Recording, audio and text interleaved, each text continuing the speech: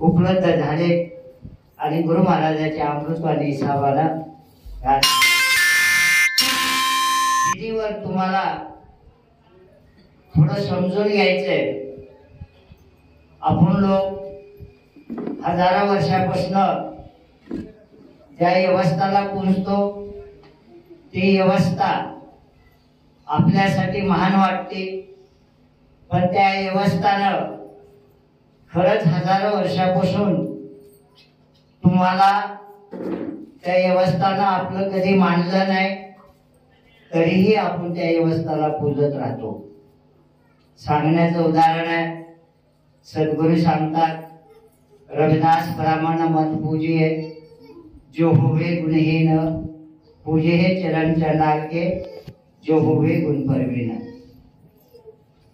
ह्या कार्यासाठी जर समजा रविदासा नसते, मला वाटतंय आतापर्यंतच्या काही लोकांना ब्राह्मण व्यवस्था पद्धतीनं हे कार्य पार पाडलेले। आता सगळ्या समाजात परिवर्तन होत आहे, म्हणून संत महापुरुषांनी बोलवून त्या ठिकाणी अंतिम संस्कार विधीचे कार्यक्रम केले जातात। त्याच्यावर सत्संग रूपात सांगण्यात येतं। मला एवढंच म्हणायचंय की रविदासा वंशाच्या कुळाच्या लोकांनी भटकण्याचा आपल्याला काही संबंध नाहीये। जर आपल्या कुळात वंशात जर समजा विश्वरूपी गुरु नसतील तर जरूर आपल्याला दुसऱ्याच्या विचाराला शरण जायला पाहिजे, पण आपल्या कुळात विश्वरूपी कुलदेवत प्रभू परमात्माचं रूप आणि त्यांची वाणी, त्यांचं ज्ञान आपल्या हितासाठी असेल तर आपण लोकांनी अनेक ठिकाणी भटकण्याचा, काही धार्मिक व्यवस्थांपाशी जाण्याचा काही आपल्याला संबंध नाहीये। आपण आपल्या गुरुच्या विचारापाशी जाऊन हे सगळे कार्य विधीचे केले पाहिजे। असे देश दुनियात सद्गुरु रविदास महाराजांचे जो धर्माच्या विधी असतात त्या विधी पद्धतीनं सगळे कार्य होऊ लागले।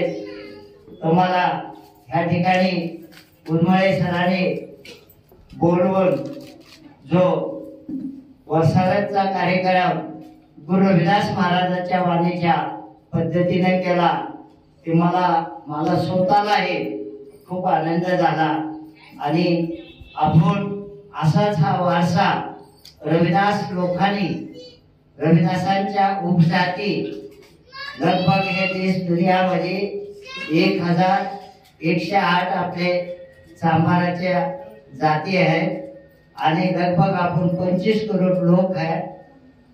आनंदाची गोष्ट ही आहे की पुऱ्या देश दुनियामध्ये सद्गुरु रविदासकर हा समाज हळूहळू वळू लागलेला आहे। तर आपलं सगळ्यांचं कर्तव्य आहे की आपण सगळ्यांनी मिळून आपल्या गुरुनं सगळ्या विषयावर वाणीमध्ये सांगितलेलं आहे, त्याबद्दल सगळ्या विषयावर त्या वाणीचा लाभ घ्यायचं काम करावं आणि धार्मिक कार्य गुरु रविदासाच्या कार्याला मानावं, पूजावं आणि त्यांनी सांगितलेलं आपल्या जीवनात पालन करावं। हीच रविदासा धर्म आहे। ह्याच शक्तीला आपल्याला शरण जायचं आहे। ईश्वराचं रूप दगडात नाही, धोंड्यात नाही, मंदिरात नाही, तीर्थस्थानात नाही, ग्रंथात नाही। गुरु रविदासाचा ईश्वर जो आहे त्यांनी सांगितलं, माझा राम अखंड विश्वव्यापी आहे, माझा राम घटघट मध्ये निवास करतो, माझा राम अजरामर आहे, ना कधी जन्मलाय ना कधी मरणार आहे। मी त्या रामाची पूजा करतो। गुरु रविदासाचा राम म्हणजे ही ब्रह्मांडाला चालवणारी ऊर्जा जी आहे, पाच तत्व, त्या शक्तीला गुरु रविदासानं लगभग 16 नावानं परमात्माची पुकार केलेली आहे। तर ती परमात्मा सद्गुरु रविदास महाराजांचा आहे आणि आपल्या परमात्मामध्ये सांगितलेल्या सद्गुरु रविदासानं प्राप्त केलेल्या ठगपणा नाहीये, अंधश्रद्धा कर्मकांडाला बिलकुल इथं धारा नाहीये। गुरु रविदास महाराजांनी साफसुथऱ्या मनानं त्याचं केंद्रबिंदू मेन वाक्य मन चंगा तो कठोरी में गंगा, त्यांचा हा खूप मोठा संदेश आहे। जीवनाला जर चांगलं बनवायचं असेल तर आपल्याला आपल्या आत्मधला बसल्याला परमात्मा समजून घ्यावा लागेल। सद्गुरूंनी सांगितलं का मथुरा का द्वारका का काशी हरिद्वार, रविदास खोज दिल अपना तो मिले या दिलदार। परमेश्वर दूर नाही, आपल्या आत आहे, त्याला समजून घ्यावं लागल, त्याच्याशी आपल्याला प्रेम करावं लागल, ते परमात्मा संग आपलं नातं रिश्ता जोडावं लागल। आपल्या गुरु रविदास महाराजांच्या कुठल्याही पूजाला हे तुमची मनाच आहे की गुरु रविदासांनी ह्या ठग व्यवस्थाला ह्याच्यासाठी हे संदेश डोळ्यात न दिले की हात जपमाला माते तिला जग ठगने को सोंग बनाया। काय तर पुजणारी व्यवस्था आपल्या लोकांसाठी, खास करून की हे जे आपल्याला दलित म्हणले जातात, अखंड विश्वभर ही लोक आहेत, तर ह्यांचं जास्त शोषण भक्तीच्या और देवाच्या नावाने केल्या गेलेलं आहे। पहिले ते ह्यांना त्याच्या जवळ जाऊ दिलं नाही, त्याला समजून घेऊ दिलं नाही, त्याची भक्ती करू दिली नाही, त्याची पूजा करू दिली नाही। पण आज त्याच लोकांना त्या व्यवस्थाच्या सिस्टीममध्ये ठगल्या जातं, म्हणून काही पूजा आपल्या कर्मकांड आहेत। कर्मकांड म्हणजे अंधश्रद्धा बळी किंवा आपण ज्या पूजापासून आपला कधी उदारच होत नाही त्या पूजा आपण करतो। म्हणून सद्गुरू रविदासाने खूप साफसुथऱ्या विचाराच्या पूजाला आपल्याला जोडलेला आहे। आपल्या पूजाला एक फूल सध्या व्हायला गुरुकडनं आदेश नाहीये, आपल्या पूजाला 1 रुपया सध्या खर्च करणं त्यांचा काही संदेश नाहीये। पण हीच पूजा जर तुम्हाला एकाने हजारो वर्षाच्या सिस्टीमला आपण पालन करत आलेल्या त्या ठिकाणी जर करायचे असेल तर ते आणखीच पहिले तुम्हाला त्याचा मोबदला सांगतात की इतके इतके पैसे लागतील आणि त्या रूपाने ते पूजा केल्या जाते। म्हणून ठग व्यवस्थाला सद्गुरू रविदासानं खूप मोठं समजावण्याचं काम केलंय। माझ्याकडे वेळ कमी आहे, मला इथून जाऊन पुण्यात कार्यक्रम करून परत संध्याकाळी इंदोरला जायचंय, परत भोपाळला जायचे, राजस्थानला जायचे। तर सरांचं प्रेम होतं आणि या सगळ्या वास्तूमध्ये मी 2-3 वेळेस आलो। त्या फॅमिलीचं प्रेम मला खूप आनंद वाटला। पण माझं सध्या ह्या कार्यक्रमाला यायला माझ्याकडे वेळ नव्हता, पण त्या प्रेमानं मला इथपर्यंत आणलं। तर जाता जाता ह्या व्यवस्थावर मी जीवन मरण ही सत्य आहे, जन्माचं बी आहे आणि त्याला नष्ट व्हायचं बी आहे। त्याबद्दल सद्गुरू रविदासजी सांगतात, तर मी एक शब्द त्यांचा तुम्हाला समजावण्याचा प्रयत्न करतो। ते सांगतात, यह तन जैसा घास की ताटी जल गए घास रड गई माती। ते सांगतात आपल्या शरीराबद्दल, हे शरीर जे आहे हे वाळलेल्या गवताच्या काडीसारखं आहे। वाळलेल्या गवताची काडी ज्यावेळेस जळते तेव्हा त्याचं राख होते आणि ते राख मातीमध्ये मिसळते। तसं हे शरीर हे मातीचं धन आहे, ज्यावेळेस हे जळतं ह्याचं राख होते आणि ही मातीतच मिक्स होते। म्हणून पुढे जाऊन ते म्हणतात, यह तन जैसा घास की ताटी जल गए घास रड़ गई माती, पूछे मंदिर साल रसोई एक घड़ी भर रहना पाहिजे। ज्या वेळेस आपल्या चैतन्य असतो, ही शरीराला चालवणारी परमात्मा आत्मारूपी आत असतो, तोपर्यंत त्याची इज्जत यांनी वाजते। पण त्याच वेळेस जर तो आत्मा निघून बाहेर गेलेला असेल, हवेचं रूप त्याचं आहे, ती जर गेलं तर ही मातीचं धन आहे। तर त्यावेळेस भले ते तुम्ही खूप सुंदर मंदिर मोठं बनवा या खूप मोठा किचन रूम सजवा, तर ज्या ठिकाणी ती श्वास त्याचा जातो आणि ब्रह्मांडाच्या शक्तीमध्ये हवेच्या रूपात मिक्स होतो, तर त्यावेळेस त्याला तिथे एक घडीभर ठूक नाही, तिथून उचलतात आणि त्याला थोडं बाहेर काढतात. पुढे जाऊन गुरु रविदासजी सांगतात, ये तन जैसा घासे की ताती, जल गए घास रळ गए माती. बाही बंद कुटुंब सोहेरा, उन भी लागे काळ सबेरा. ज्यावेळेस पूर्वीची जी सिस्टीम होती, दिवस मावळल्याच्या नंतर मैतीला आग देत नव्हते, ते रात्रीचं थांबावं लागायचं. आणि त्याचं कारण बी एक होतं की पूर्वी अशी काही सुविधा नव्हती.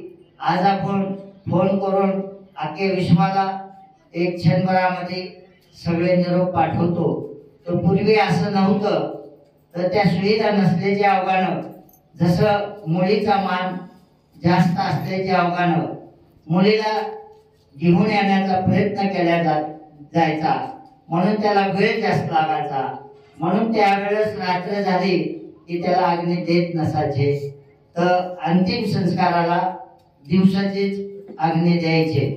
म्हणून भाई बंद कुटुंब सोयरा, उनबी लागे काळे सबेरा. हे सगळं नातं होतं आपलं, सगळं त्याचं डिस्कशन करायला एवढी रात्र काढू, सकाळ आपण त्याला अग्नी देऊ, असं ते एकूण एकामध्ये चर्चा करायला नातं होतं. पुढे जाऊन सांगतात, हे तन जैसा घास की काठी, जल गए घास रळ गए माती. घर की नार पूर तन लागी, वो तो भूत भूत कर भागी. जैसे की आपले पती पत्नी असतात, जोपर्यंत ते आपल्या शरीराचा भोग लाभ घेतात, शरीराला लपतात, तर त्याच्यासाठी गुरु रविदास म्हणतात, घर की नार पूर तन लागी, वो तो भूत भूत कर भागी. ज्यावेळेस पत्नी असून सध्या अखंड त्या एकट्या पत्नीला जर डेड बॉडी कशी बसायचं असेल, तर तिच्या मनात भरम निर्माण होतो. त्या अनेक प्रकाराचा त्या आतमध्ये आपल्या मनामध्ये विचार करायला तयार होते, निर्माण होतात, आणि त्याबद्दल ती पत्नी मनात भीती. म्हणून गुरु रविदासांनी सांगितलं, घर की नार पूर तन लागी, वो तो भूत भूत कर भागी. गुरु रविदास सांगतात, कह रविदासा हम तो एक है, राम कहे चुतिया. गुरु रविदास जी म्हणतात की ह्या झंझट मधून मी निघालेलो आहे. परमेश्वरासंग, परमात्मा संग मी सदैव प्रेम केलेला आहे. मला ह्या कुठल्याही गोष्टीचं कसलंही डर नाहीये, आणि माझं डर निर्भय झालेला आहे, म्हणून मला ह्याची कसलीही भीती नाही. म्हणून गुरु रविदास ह्या जीवनाबद्दल सांगतात, जसं पक्षी असतं, पक्षी दिवसभर आणि झाडावर फिरतो बसतो, पण तो पक्षी संध्याकाळी त्याला कुठेतरी एक ठिकाणी बसावं लागतं. म्हणून ते संध्याकाळचा सहारा बसणारा घेतो. तसं गुरु रविदास सांगतात, आपल्या जीवाचा, आपल्या आतमध्ये शरीरामध्ये जी शक्ती आहे त्या पक्षासारखं आहे, की ह्याचा घडीचा भरवसा नाहीये, की कुण्या वेळेस काय होईल ते सांगता येणार नाही. म्हणून गुरु रविदासांनी असे जीवनाच्या बाबतीत अनेक विषयावर आपल्याला समजावण्याचं काम केलेलं आहे. तर आपण सगळ्या लोकांनी जर हे सगळं आपल्या कुळात असेल, आपलं असेल, पराया नसेल, आज आपल्याला घर नसलं तर आपण एक भाड्याच्या घरात राहतो, आणि घर आपलं असलं स्वतःच तर आपल्या घरात आपण राहतो, आपल्याला भाडे द्यावं लागत नाही, आपले मुलं बाळही राहू शकतात. त्याच्यानंतर जर तुम्ही त्याला ऐकलं तर त्याचा मोबदलाही तुम्हाला भेटू शकतं. पण किरायाच्या घरातलं तुम्हाला ऐकता बी येणार नाही, आणि कधी खाली कर ते तुम्हाला कळणार पण नाही. तसं धार्मिक कार्य जर स्वतंत्र आपल्या गुरुचं असेल तर अनेक धार्मिक कार्याला, पूजा पाठला आपल्या समाजानं भटकलं नाही पाहिजे. आपल्या गुरु रविदास महाराजाच्या वाणीच्या विचाराला समजून जाणून आपल्या जीवनात धारण केलं पाहिजे. आपल्या होणाऱ्या पूजा पाठ, आपल्या मुलांचं लग्न असो, मुलगा जन्मलेला असो, आपल्या घराची वास्तू असो, आपल्या घरातला अंतिम संस्कार विधी असो, अनेक खुशीच्या पूजा असो, या घरात सुख शांतीची पूजा असो, हे सगळं सद्गुरु रविदासांच्या वाणीच्या पद्धतीनं रविदासा लोकांना करणं म्हणजे आपण रविदास महाराजाचे फॉलोअर झालो आणि त्या विचाराला मानणारे लोक झालो, म्हणून आपण रविदासा म्हणून समाजाची ओळख आपली निर्माण झाली. म्हणून आपल्याला सगळ्यांना हे काम जरी आम्ही तुमच्या पुढं एक महापुरुष म्हणून येऊन सांगण्याचं काम करतोय, पण धर्म ही केवळ महापुरुषाचा नसतो आणि फॉलोअराचा असतो. त्याच्यात समाजाचा उद्योगपती असतो, समाजाचा गरीब असतो, समाजाचा चांगलं काम करणारा असतो, समाजाचा वाईट काम करणारा असतो. धर्म हे संस्कार दिलेले असतात आणि हे संस्कार आपल्याला सगळ्यांना समान घ्यायचे असतात आणि ह्याची जरूरत आहे. आज मला जर समजा ह्याने महाराजांच्या वाणीच्या विचाराने हा कार्यक्रम केला नसता तर शाळेत इथं गुरु रविदासाची फोटो नसती, शाळेत कुठल्या दुसऱ्या देवा धर्माची इथं फोटो ठेवलेली असते. म्हणून ह्याच्यात तुम्ही अभ्यास करा. धर्म काही खूप मोठं नुकसान होणारं काम नाहीये. धर्म ही तुम्हाला चांगले जीवनात जगण्यासाठी चांगल्या विचाराला जोडण्याचं काम करतं आणि सहज तुम्ही समजून बघा, गुरु रविदास कोणतरी आपल्यामध्ये खूप मोठे महापुरुष आहेत आणि ते आपल्या कुळात जन्मलेले आहेत. म्हणून आपण आज ही फोटो लावून त्यांची पूजा करतो आणि असंच ह्या कार्याला आपण सगळ्यांनी वाढवावं असा माझा तुम्हाला सगळ्याला संदेश आहे. जे सरांनी सगळ्या मित्रमंडळीला आणि सगळे सोयऱ्यांना इथं बोलवलेला आहे. तर हा कार्यक्रम अजून सर जसा पुढे त्यांना वाटतंय त्या हिशोबाने ते चालवते.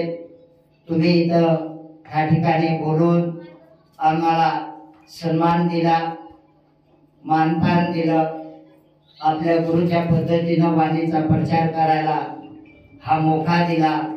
म्हणून मी सद्गुरु रविदास महाराजांच्या चरणी पहिल्यांदा बाबासाठी प्रार्थना करतो की सांगण्यासाठी त्याच्यावर मी भरपूर काय माझ्याकडे काय पण वेळ नाही की असा कोणताही हे आपल्या मनासाठी आहे. आज आपण बाबाला आठवण करतो, ते आठवण करतो किंवा त्यांच्या पुढे एवढं मांडलंय आणि ते खातात असा काही प्रकार नाहीये आणि त्यांना काही ही चीज पोहोचते असाही काही प्रकार नाहीये.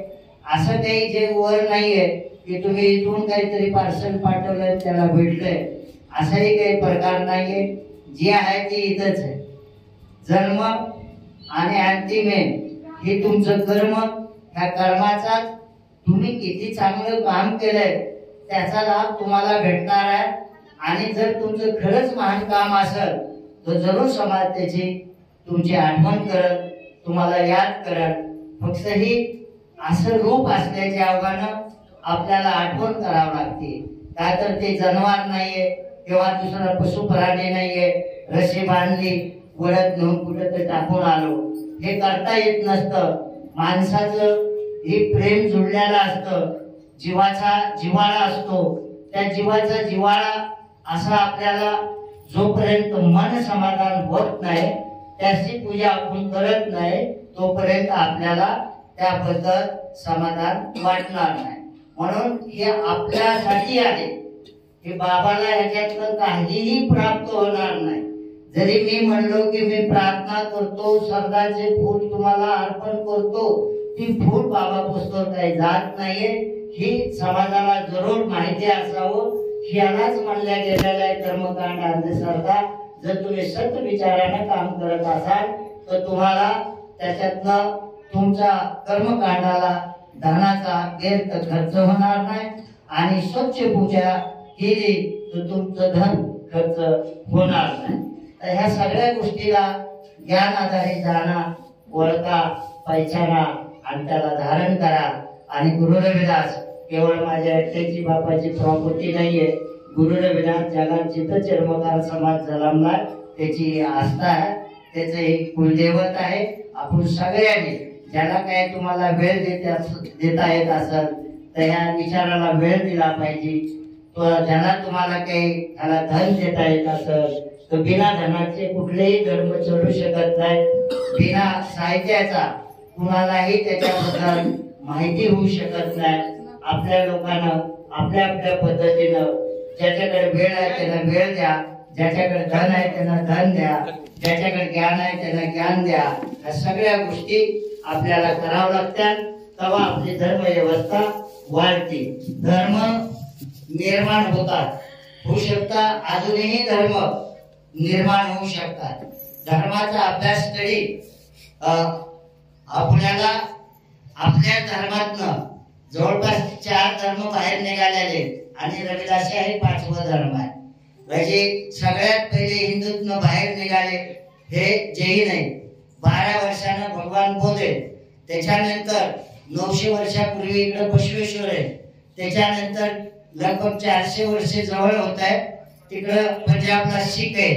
हे लोक कुठून निघाले तर ह्या हिंदू कल्चर मधनं बाहेर निघाले आणि आपल्या आपल्या समाजाला त्या धार्मिक विचारानं गुरुच्या वाणीला जोडण्याचं काम ह्या महापुरुषांनी केलं. म्हणून आज रविदासी लोक खूप लोकसंख्येला आपण मोठे आहे.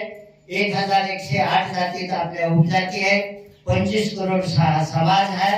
दुसरेचे धर्म जर तुम्ही कॅल्क्युलेशन केले जैन अर्धा करोड आहे, शीख 2.5 करोड आहे, बौद्ध 84 लाख आहे. आणि लोकांची लोकसंख्या धर्माच्या बाबतीत कमी आहे. पण आपली लोकसंख्या धरतीवर विश्वावर जिथं जाईल तिथं रविदासांचे अनुयायी आहे. आणि 25 करोड लोकांचं हे सगळ्याचं कर्तव्य बनतं की आपण आपल्या गुरुच्या वाणीला जाणं पाहिजेला विचार करा.